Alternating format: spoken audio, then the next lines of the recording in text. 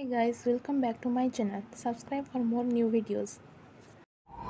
ହଠାତ୍ ସେଦିନ କେତେଜଣ ପ୍ରଜା ଧାଇଁ ଆସି ଖବର ଦେଲେ ମଣିମା ସର୍ବନାଶ, ବନ୍ଧ ବୁଡ଼ିବା ଉପରେ। ବନ୍ୟା ଜଳ ନଈରେ ହୁ ହୁ ହୋଇ ପଡ଼ିଛି। ଯଦି ବନ୍ଧ ଭାଙ୍ଗିଯାଏ ଆଉ କ'ଣ ଏ ରାଜ୍ୟ ରହିବ? ଏ ଖବର ରାଜାଙ୍କର ଅନ୍ତର ଦୋହଲାଇ ଦେଲା। ବର୍ତ୍ତମାନ ବା କ'ଣ କରାଯାଇପାରେ?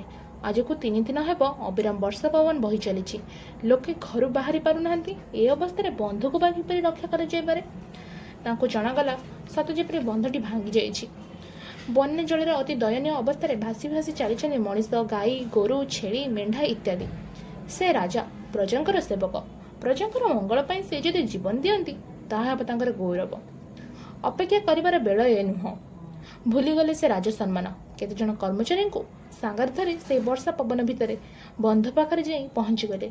ଦେହରେ ନଥିଲା ରାଜକୀୟ ପୋଷାକ। ଅଳ୍ପ କେତେଜଣ କର୍ମଚାରୀଙ୍କ ସହ ସେ ମାଟି ହାଣି ବନ୍ଧ ଉପରେ ଢାଳିଲେ। ରାଜା ବନ୍ଧ ଉପରେ ମାଟି ପକାଉଛନ୍ତି, ଖବରଟି ଚାରିଆଡ଼େ ବ୍ୟାପିଗଲା। ପ୍ରଜାମାନେ ଧାଇଁଲେ। ସେମାନେ ଅନୁରୋଧ କଲେ, ମହାରାଜ, ଏ କ'ଣ କରୁଛନ୍ତି? ଏତେ ସେବକ ଥାଉ ଥାଉ ଆପଣ ଆମ ପାଇଁ ଏ କାମ କରୁଛନ୍ତି? ମୁଣ୍ଡରେ ମାଟିର ବୋଝ ଧରି ରାଜା କହିଲେ, ଆମେ ସମସ୍ତେ ସେବକ। କି ରାଜା କି ପ୍ରଜା, ସମସ୍ତେ ଏହା ଭାବେ କାମ କରିଗଲେ ରାଜ୍ୟର ଦୁଃଖ ଘୁଞ୍ଚିଯିବ। ରାଜ୍ୟର ପ୍ରଥମ ସେବକ ହେଉଛନ୍ତି ରାଜା। ଶହ ଶହ ପ୍ରଜା କାମରେ ଲାଗି ପଡ଼ିଲେ। ପଡ଼ିଲା ମାଟି, ବନ୍ଧ ରକ୍ଷା ହୋଇଗଲା। ପ୍ରଜାମାନେ ବଞ୍ଚିଗଲେ। କିଏ ପ୍ରଜାବତ୍ସଳ ରାଜା, କିଏ ଏ ସେବକ? ସେ ହେଉଛନ୍ତି ଆମର ଏଇ ଉତ୍କଳ ମାତାଙ୍କର ଜଣେ ବରପୁତ୍ର, ରାଜା କୃଷ୍ଣଚନ୍ଦ୍ର ଗଜପତି।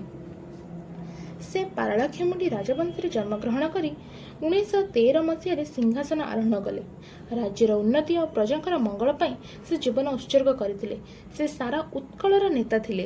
ଓଡ଼ିଶାକୁ ଏକ ସ୍ୱତନ୍ତ୍ର ପ୍ରଦେଶ କରି ଓଡ଼ିଆ ଭାଷା ଓ ଶିକ୍ଷାର ଉନ୍ନତି ପାଇଁ ସେ ଇଂରେଜ ସରକାରଙ୍କ ପାଖରେ ଦୃଢ଼ ଦାବି କରିଥିଲେ।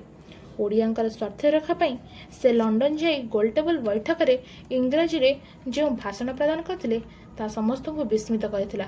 ସେ ଥିଲେ ଆମ ରାଜ୍ୟର ପ୍ରଥମ ପ୍ରଧାନମନ୍ତ୍ରୀ। Thank you. Have a nice day.